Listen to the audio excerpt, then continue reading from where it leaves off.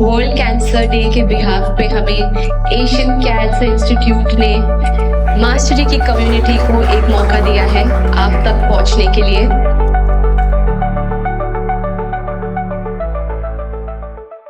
Master जी कहते हैं कि हैप्पीनेस गारंटीड। ऐसा कौन बोलता है? In today's world, nobody can guarantee you happiness, but we can surely vouch for the fact कि ये इनकी अगर आप ऑडियो सुनोगे और इनके साथ एक जर्नी लोगे, आपको वो हैप्पीनेस और पीस अंदर महसूस होगी ही होगी। The most important gratitude is actually for the low moments in our life. क्योंकि जब हमारे लाइफ में लो मोमेंट्स आते हैं, पेन होता है, कुछ भी डाउनवर्ड मोमेंट्स आते हैं, those are the moments when we truly learn something. Those are the moments truly हमारे नए आइडियाज खुलते हैं, नए एक्सप्लोरेशंस खुलते हैं, हमें लाइफ लेसन्स मिलते हैं।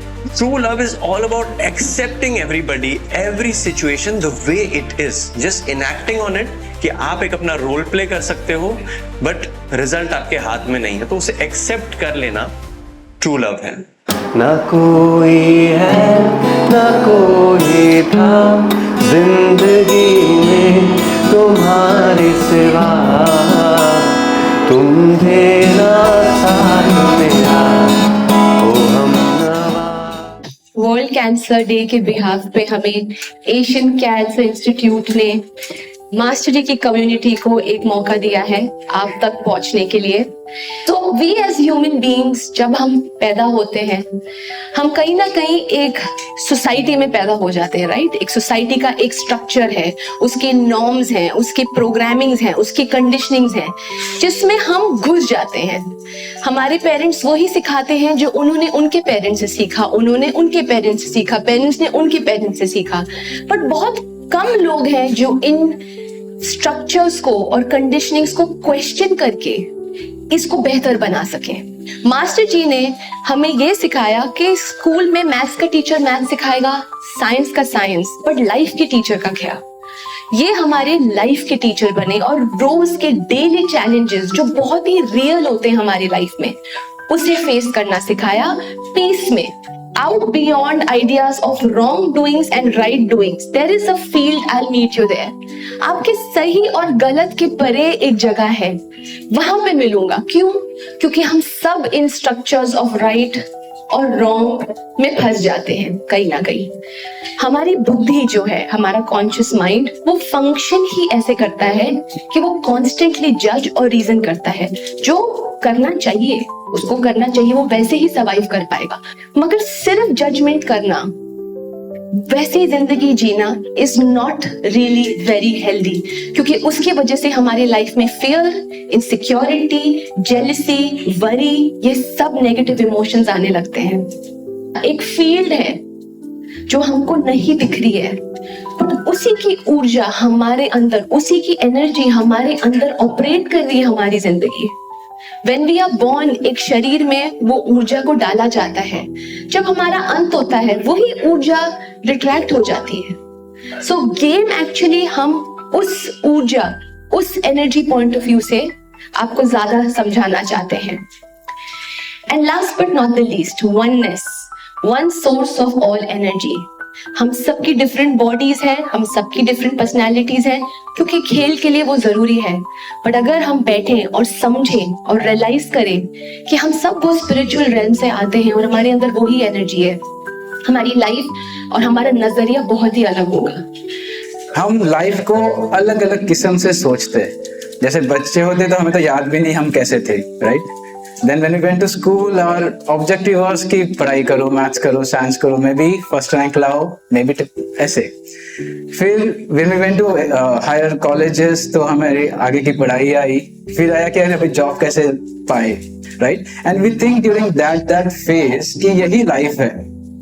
पर इफ वी ऑब्जर्व, जैसे वो इमेज में है कि एक लेके छोटी बच्ची से लेके it's the phases of life are changing till a person. Now what are we describing? Are we describing that person or are we describing the stages of the body? So it is very clear actually to understand कि ये body में परिवर्तन हो रहा है और मैं ये बॉडी नहीं हूँ, but we are so accustomed to feel that this is me. So is this me or is me my face 10 years back or my face like when I was a child? So वो एक बात है. Secondly, like if you think about our thoughts, like जो mind अपना है, it is basically a thought engine. It gives us various instigations कि ये and all those instigations are based upon our experiences in life. तो ठीक है, तो ये तो समझ में आया कि भाई I am not the body, तो फिर मैं हूँ क्या? तो हम सभी सुनते भी है कहीं कहीं कि हम एक आत्मा है, लेकिन हम वो मानते नहीं है. हम यही मानते हैं कि हम ये शरीर है. अभी like all of us know कि जैसे एक छोटे बच्चे में एक जान आती है, वी से कि बर्थ हुआ, उससे जान like when the energy withdraws we say that person is no more, but we say like he is no more. Body तो वही है, वी से इज नो मोर, लेकिन हम है कहाँ? Then is the attachment to our desires. So अभी इसमें डिजायर्स होना इज नॉट अ प्रॉब्लम, क्योंकि अगर डिजायर्स ही ना हो तो हम अचीव क्या करेंगे?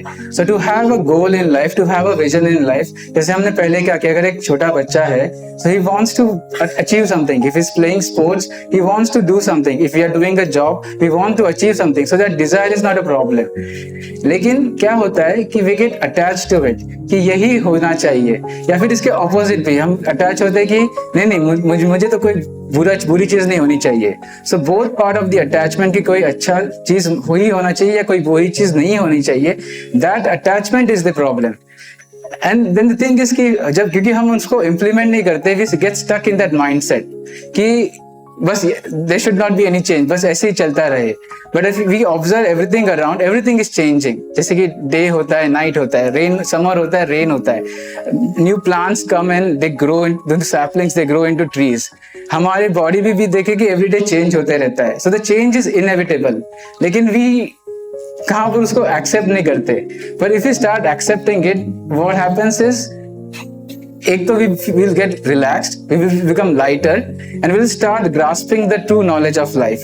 मैं एक और इम्पोर्टेंट टॉपिक के बारे में आप सबसे बात करना चाहता हूँ, जो है लव. राइट?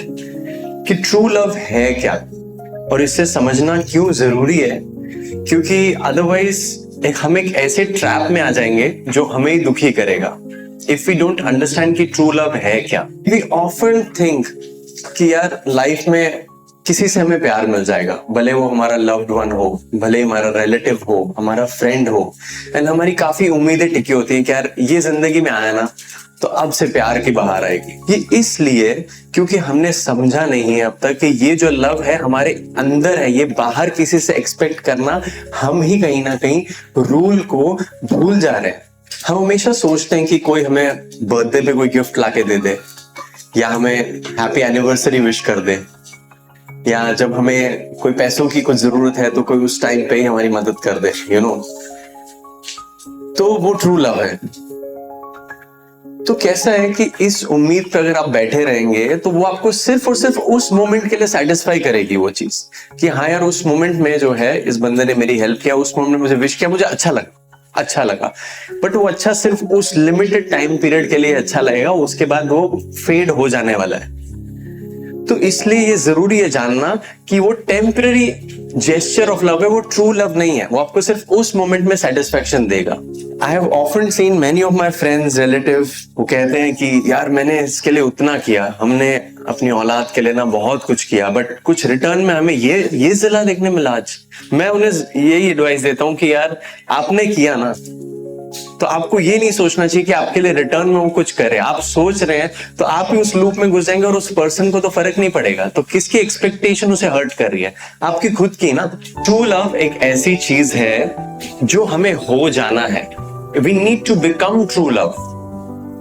जब आप ये पॉइंटर्स को अपने डेली लाइफ में ध्यान रखेंगे कि यार क्या मैं इसका उल्लंघन कर रहा हूं, क्या मैं उसे बाहर ढूंढ रहा हूं, क्या मैं ट्रांजैक्शन को लव मान रहा हूं, नहीं, क्या मैं दे रहा हूं लेकिन एक्सपेक्ट कर रहा हूं, मुझे नहीं करना चाहिए, क्या मैं कंप्लेन कर रहा हूं किसी सिचुएशन को लेकर, मुझे नहीं करना चाहिए. तो आप एक ऐसी जर्नी पे आ जाओगे जिस जर्नी पे हमें मास्टर जी ने लाया, ये समझाकर कि what is true love. You don't have to seek it, you have to become true love. आपको ट्रू लव हो जाना है, आपके अंदर ही है, बट ये कुछ रूल्स हैं.